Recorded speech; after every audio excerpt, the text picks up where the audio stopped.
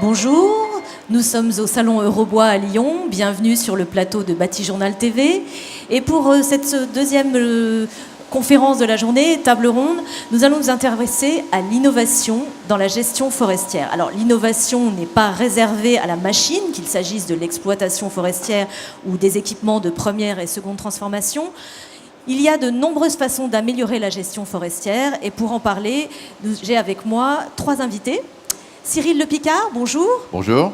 Vous êtes président de France Bois Forêt et également président de l'Union des coopératives forestières françaises. Merci d'être avec nous. Lionel Staub, bonjour. Bonjour. Vous êtes expert forestier, délégué régional de l'Association des experts forestiers de France. C'est cela. Merci d'être là. Et enfin, nous avons avec nous aussi Jacques Grenaud. Bonjour. Bonjour. Vous êtes propriétaire forestier dans la Loire et vous représentez le syndicat Francilva Loire. Tout à fait. Merci d'être là. Alors, Cyril Lepicard, est-ce qu'on peut peut-être commencer par présenter rapidement l'Union des coopératives forestières françaises ? L'Union des coopératives forestières françaises représente 19 entreprises à caractère coopératif, c'est-à-dire des entreprises dont les propriétaires sont des propriétaires forestiers exclusivement. Nous avons 120 000 propriétaires en France, membres des coopératives.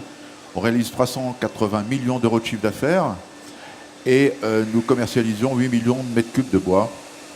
Nous sommes là pour accompagner le propriétaire forestier privé dans la gestion de sa forêt. Et on représente à peu près 20 à 23% du marché national dans la forêt privée. Alors justement, cet accompagnement des propriétaires forestiers, est-ce qu'il passe par l'innovation ? Pour vous, qu'est-ce que c'est l'innovation dans la gestion forestière ? Les coopératives ont les capacités de trouver des solutions nouvelles pour accompagner le propriétaire forestier. Accompagner le propriétaire, notamment dans la gestion informatique de sa forêt, dans la possibilité de replanter des arbres et l'aider à replanter, puisque la replantation est un axe majeur de la filière tout entière. Et il y a plusieurs initiatives qui ont été prises par les coopératives forestières. C'est Plantons pour l'avenir. C'est un système qui existe depuis 2 ans maintenant et qui prend son envol de plus en plus grâce à des donateurs pour aider le propriétaire forestier à replanter. Nous sommes très présents aussi dans la mécanisation forestière qui a fait des progrès considérables, des progrès dans la récolte du bois, notamment dans le résineux, puisqu'on arrive maintenant à récolter un arbre en moins de 40 secondes. Alors, il y a aussi des innovations qu'on connaît bien, hein, on en parle beaucoup, les drones, les tablettes, et ce type de produit fait aussi son entrée dans la forêt. Alors d'abord, dans nos coopératives, on a un programme informatique unique qui est géré par un responsable informatique au niveau national, ce qui nous permet de développer des logiciels informatiques spécifiques pour les propriétaires forestiers avec les techniciens forestiers dans chacune des coopératives. Et maintenant, nous avons la plupart des coopératives qui sont dotées de tablettes waterproof pour accompagner le propriétaire dans la gestion de sa forêt. Ce qui permet de lui proposer un programme de coupe, de proposer des travaux forestiers et lui proposer aussi une rentabilité forestière. Donc le forestier a accès à ces logiciels directement sur sa tablette. Alors, la fiche du forestier peut être envoyée directement sur sa boîte mail pour qu'il puisse suivre les travaux qui sont dans sa forêt. Alors, on parle aussi de drones. Donc les drones, à quoi servent-ils ? Alors les drones, ça vient de l'agriculture d'abord. Bon, et on s'inspire de l'agriculture pour repérer les massifs qui seraient susceptibles d'être travaillés rapidement par rapport à d'autres massifs. Et il y a un gain de temps considérable pour rentrer dans une forêt, pour que le technicien forestier aille directement dans les zones qui sont conformes au plan simple de gestion et qui sont conformes aux coupes qui doivent être faites, surtout sur des grandes surfaces. Le deuxième avantage qu'on ne connaît pas, c'est qu'on peut repérer avec une caméra thermique les animaux qui sont dans la forêt et qui permet de faire un comptage qui est souvent demandé par les fédérations, un comptage d'animaux assez rapidement. C'est un des avantages du drone. Et puis le dernier, c'est que Ou peut-être le premier, c'est que le propriétaire, il souhaite voir sa forêt. Il est fier de sa forêt, il a bien raison d'ailleurs. C'est un patrimoine, c'est un patrimoine, mais c'est aussi un revenu. Donc, voir sa forêt et déterminer les travaux à faire par le haut, si je puis dire, c'est un avantage important. Une autre vision qui permet de mieux Tout à fait, repérer oui. les travaux à réaliser. Et puis, il faut aussi apporter dans les coopératives des talents nouveaux. Et les jeunes talents qui rentrent dans nos coopératives, ils ont besoin de modernité. Ils ont besoin de modernité. Lionel Staub, justement, la modernité, on va en parler. Peut-être d'abord une présentation de l'association. Alors, donc les experts forestiers de France, c'est une association qui regroupe donc un ensemble d'individus. Donc les experts forestiers en fait ils exercent à titre souvent très libéral. Donc en fait nous sommes des indépendants au sens j'ai coutume de dire, si vous voulez, un petit peu comme les architectes le sont lors de la construction d'une maison. Donc nous accompagnons les propriétaires forestiers, j'allais dire, dans la gestion de leur parcelle forestière. Quel type de mission vous exercez? Donc alors on a plusieurs types de missions. Les missions d'expertise au sens premier, c'est-à-dire évaluation d'un patrimoine forestier, que ce soit dans le cadre de donation, succession, achat, vente. Des missions aussi donc de gestion forestière, donc pour les clients qui nous confient leur patrimoine forestier à gérer. Et puis donc après d'autres missions qui peuvent être aussi des missions d'audit de patrimoine, des missions aussi de... Alors là pour le coup effectivement c'est là où l'indépendance est très importante, c'est notamment aussi tout ce qui est les missions d'expertise, assurance, expertise judiciaire en cas de litige. Vous apportez du conseil donc aussi. Voilà, on apporte aussi beaucoup de conseils.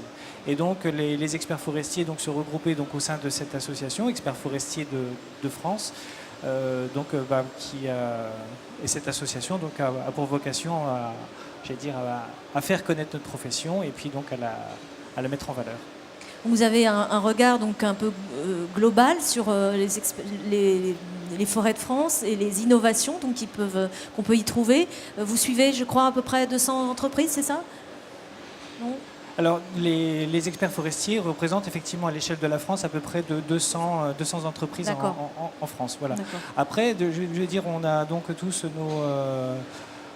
c'est effectivement donc en fonction un petit peu de notre connaissance de terrain, du fait j'allais dire un petit peu de nos différentes expériences professionnelles qui est donc propre à chacun, qui fait effectivement qu'on a une bonne connaissance du territoire et surtout un réseau entre nous, notamment au sein de par exemple l'organisation de ventes groupées, c'est-à-dire que quand on a des bois donc en gestion et donc on les met en vente. On ne fait pas d'achat-revente de bois, mais on met en vente les bois pour obtenir le meilleur prix pour nos clients. Ça passe notamment par des actions de vente groupée, c'est-à-dire chaque expert regroupe plusieurs lots et on se regroupe à plusieurs experts pour présenter en fait à l'aval de la filière un catalogue, plusieurs catalogues répartis sur toute la France pour pouvoir donc effectivement proposer effectivement et valoriser les forêts de nos clients. D'accord. Alors du coup, en termes d'innovation, qu'est-ce que vous observez comme tendance récente ? Alors, les innovations, je dirais, elles peuvent être de deux ordres. Elles peuvent être dans ce qui nous facilite le travail, et là je rejoins donc ce qu'a dit Monsieur le Picard, c'est effectivement donc c'est l'entrée de l'informatique en forêt quelque part, donc l'entrée des drones. Donc nous, ça nous facilite beaucoup le travail. J'allais dire, je suis pas encore trop vieux, mais j'ai connu l'époque où on recherchait les limites avec une boussole et un topophile. Bon je veux dire, maintenant on les recherche au GPS avec les vues aériennes. Donc c'est ça change effectivement. Ça change la donne. Ça change effectivement la façon de faire le métier. On a aussi beaucoup d'innovations, j'allais dire, sur la prise de données en fait dans nos forêts pour mieux les connaître. Et effectivement, là aussi, les outils informatiques nous aident beaucoup. Je ne vais pas rentrer dans le détail, mais effectivement, c'est sur des systèmes de comptage, sur des systèmes de mise en place de placettes et autres, donc qui nous permettent d'avoir des connaissances beaucoup plus fines en utilisant beaucoup plus des outils statistiques que, j'allais dire, le comptage en plein pur et dur des forêts tel que ça se pratiquait encore il y a 20 ou 30 ans. Et donc ça, c'est les innovations l'aspect technique de notre métier. Par contre, on a aussi d'autres innovations à prendre en compte dans la gestion forestière qui sont en fait le cadre dans lequel évoluent les forêts. Et finalement, quand on fait le bilan, on s'aperçoit très souvent qu'une forêt, quand elle est exploitée, c'est assez rarement ce pourquoi elle a été plantée. Un exemple, on va dire, qui est assez connu, c'est la grande forêt de Tronchet, la grande forêt domaniale de Tronchet. À l'époque, Colbert avait effectivement favorisé la plantation de chênes pour faire des bois de marine pour la marine royale. Il est sorti quasiment aucun bateau, à part l'Hermione, de la forêt de Tronchet. Voilà, donc on est... et par contre, il est sorti beaucoup de tonneaux qui font effectivement la gloire des vins de Bordeaux. Donc, on est dans une gestion forestière. On est en train de mener, si vous voulez, à une échelle de 60, 80, 100 ans, la conduction lente d'un peuplement dans un environnement qui lui, est changeant à une échelle beaucoup plus rapide. Qui lui va beaucoup plus vite. C'est les changements technologiques. Les besoins des entreprises de la transformation du bois. On ne fait plus les charpentes aujourd'hui comme on les faisait il y a 10 ans, alors qu'effectivement, il nous faut bien 60, 80 ans pour faire un bois de charpente. Donc, il faut qu'on adapte en fait nos gestions sans détruire les équilibres forestiers que l'on construit au fur et à mesure. Et ça, c'est la difficulté. C'est la difficulté, c'est notre challenge. Et c'est ce pourquoi, effectivement, on assiste aussi nos clients dans la gestion forestière. Voilà. Et puis, il faut aussi qu'on prenne en compte l'environnement. Alors, il y a l'environnement aussi climatique qui évolue, à savoir, effectivement, là, on est sur des phases de réchauffement climatique. Tout le monde est très inquiet. Est-ce que, oui ou non, nos sapins de montagne qui se situent à 700, 800 mètres d'altitude, est-ce que dans 50 ans, est-ce qu'ils seront toujours à leur place ou est-ce qu'ils auront grillé d'ici là? Et qu'est-ce qu'on fait? Il faut anticiper. Qu'est-ce qu'on peut proposer? Voilà. Donc il faut qu'on ait une anticipation effectivement de l'imprévisible. Voilà. Et puis il y a aussi un cadre, social qui évolue, c'est-à-dire que il y a encore 50 ans, tout le monde connaissait un petit peu la forêt, tout le monde connaissait son fonctionnement, et nous sommes là maintenant, dans un contexte où finalement la forêt devient très mal connue, où couper un arbre est un crime, mais c'est mal perçu. Et finalement mal perçu. Et en même temps, paradoxalement, avoir une construction en bois, c'est très bien. Donc il y a aussi beaucoup d'explications en fait, à apporter en fait, au grand public, faire connaître notre métier, faire connaître effectivement et puis montrer aussi que, effectivement, comme le disait aussi Monsieur le Picard, que couper un arbre, c'est pas seulement saccager une forêt, c'est aussi regarder qu'il y a aussi un jeune arbre qui pousse à côté et donc qui permet effectivement d'avoir effectivement une forêt pérenne dans le temps.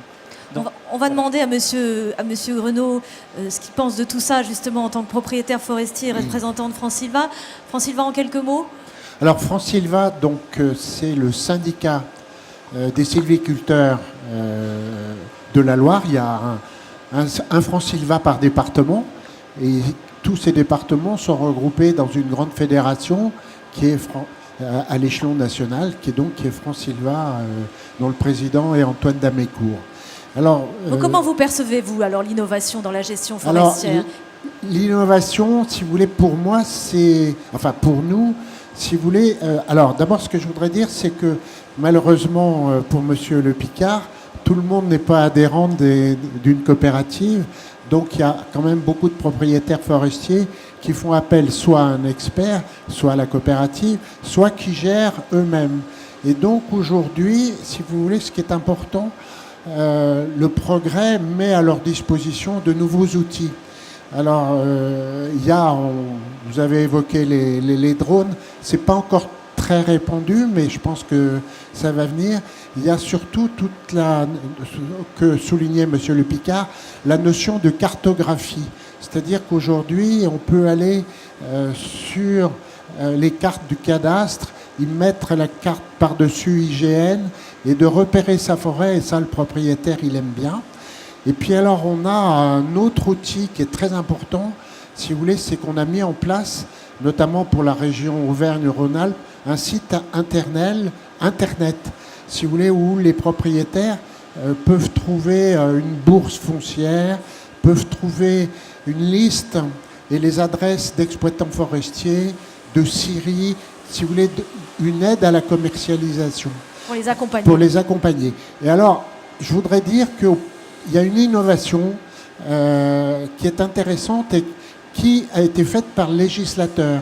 Dans la dernière loi agricole et forestière, le législateur a créé des GIEF, des groupements d'intérêts économiques et environnementaux de forestiers.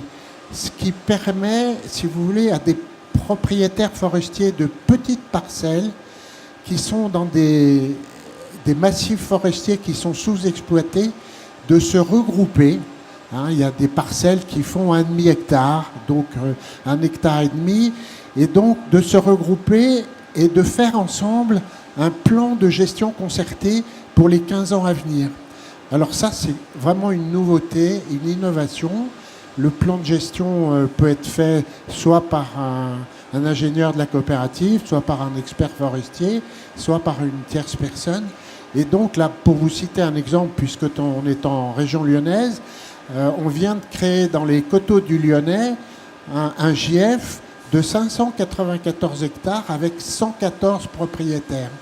Donc, si vous voulez, ça facilite le regroupement, ça va faciliter la mobilisation, puisque le grand leitmotiv aujourd'hui, c'est que la France a toujours comme deuxième déficit de sa balance commerciale le bois derrière le pétrole, il faut qu'on en sorte. Et donc, tout est fait, si vous voulez, pour sortir de cette spirale. Alors, donc, la cartographie, les GIEF, c'est plutôt des moyens techniques qui sont mis à notre disposition. Et puis, on a aussi, grâce au CRPF, le Centre régional de la forêt privée, qui a aujourd'hui un logiciel, si vous voulez, qui nous permet de voir par massif si la température augmente de 3 degrés, qu'est-ce qu'il faudra faire dans les années à venir. Anticiper, oui. Voilà, ça c'est de l'innovation aussi. Aussi, bien sûr. Voilà, c'est un petit peu ce que je voulais vous dire, mais on est à l'écoute de toutes les nouveautés qui puissent exister. Cyril Le Picard, par rapport à ces plans de gestion, comment est-ce que les coopératives s'en emparent ? C'est une des fonctions d'une coopérative, c'est précisément c'est de rassembler des propriétaires forestiers de petites et moyennes surfaces et même de grandes surfaces pour mutualiser l'ensemble des moyens nécessaires pour gérer durablement la forêt et d'être devant les clients aval, d'avoir des propositions de volume de bois conséquents. Et donc les JF existent effectivement. J'en ai pas vu d'autres ailleurs, mais ils vont arriver. Nous, je serais tenté de dire que ça fait un siècle qu'on fait des JF, parce que c'est notre vocation. La coopération, elle est faite pour rassembler les propriétaires. Tout le monde n'y est pas. Il en reste encore beaucoup à venir, mais on a augmenté de 4700 adhérents en 12 mois, c'est-à-dire 2 par jour. Bon. Donc ça veut dire que notre modèle économique plaît. Ça veut dire que des propriétaires forestiers de petite surface veulent se rassembler et la gestion forestière rassemblée, c'est pour rassembler aussi de la matière, comme vous le disiez, la demande de bois est de plus en plus importante, donc il faut s'organiser en conséquence. Donc la gestion forestière doit évoluer et les innovations existent. Comment vous voyez l'avenir ? Très optimiste. Très optimiste parce que, on n'a jamais autant parlé de la forêt depuis 2 ans. Vous l'avez peut-être remarqué. 2, il y a une prise de conscience des jeunes. Moi, je parle beaucoup des jeunes parce que c'est eux les patrons de l'avenir des forêts. Et j'étais avec AgroParisTech il y a 2 jours avec eux et on a de nouveau des jeunes qui veulent rentrer dans la forêt et qui s'intéressent, qui se passionnent même pour la forêt. Donc c'est le deuxième trait d'optimisme. Et puis la forêt, c'est aussi la vie. Et le bois, c'est son avenir. Bon, donc l'utilisation du bois sera de plus en plus importante. Ça, je suis absolument convaincu. Ce qu'il faut, c'est que le bois sorte de la forêt au bon prix. On s'en occupe. Et il faut aussi que les propriétaires forestiers ne soient pas trop... gardent trop leur bois d'une façon patrimoniale, mais plutôt deviennent producteurs-planteurs. Et là, nous devons les aider. Les associations, que ce soit Francilva ou d'autres, on doit donner un coup de main aux propriétaires pour que la rentabilité soit... la valeur ajoutée existe. Ce n'est pas toujours le cas, mais on s'en occupe. Voilà qui nous rassure. Un petit mot de conclusion peut-être, Monsieur Staub, vous avez quelque chose à ajouter? Juste pour conclure, l'avenir. Voilà, nous aussi, on est aussi partenaires des propriétaires forestiers. On est à leur disposition, effectivement, pour essayer d'apporter la gestion qui leur corresponde aussi, parce que finalement, il n'y a pas non plus qu'une seule façon de gérer la forêt. Il n'y a pas une bonne gestion et une mauvaise gestion. Il y a des bonnes gestions, des mauvaises gestions. On essaie de pratiquer les bonnes. Et puis effectivement, c'est aussi les accompagner aussi sur leurs projets, leur apporter le conseil aussi par rapport aussi au potentiel de leur forêt. On ne peut pas faire toutes les forêts n'importe où. C'est pas possible de planter n'importe quoi, que ce soit en plaine ou en montagne. Donc c'est aussi les accompagner aussi sur leurs projets. Et puis en même temps les accompagner aussi sur cette gestion du patrimoine. Et la forêt, c'est étymologiquement peut-être ce qui se rapproche le plus d'un patrimoine, c'est-à-dire effectivement ce qui se transmet de génération en génération. Alors justement, un mot peut-être sur ce patrimoine, une conclusion. Sur le devenir de ce patrimoine. Comme l'a dit Monsieur Le Picard, on n'a jamais autant parlé de la forêt que depuis ces dernières années. Et donc, je pense qu'on est en train de vivre une époque qui est passionnante pour les propriétaires. Et c'est beaucoup de boulot. Je vais juste citer un chiffre. En Auvergne-Rhône-Alpes, 600 000 propriétaires privés dans nos 12 départements. Donc 460 000 possèdent moins de 2 hectares. Donc ces propriétaires, il faut qu'on les rassemble. Et c'est tout notre boulot demain avec l'aide des experts et des coopératives. Très bien, merci. Je peux rajouter juste une chose très concrète. On parle d'innovation dans la forêt. Nous organisons le 24 et le 25 novembre à Mâcon le premier salon Forestinov. 40 exposants, enfin 40 à hier soir, exposants qui sont uniquement pour améliorer la gestion forestière. C'est bien pour les forêts qu'on fait ça. Le 24 et le 25 novembre à Mâcon, Forestinov. On note ça dans nos agendas. Merci beaucoup, Monsieur Le Picard. Merci, messieurs, de votre participation. Merci.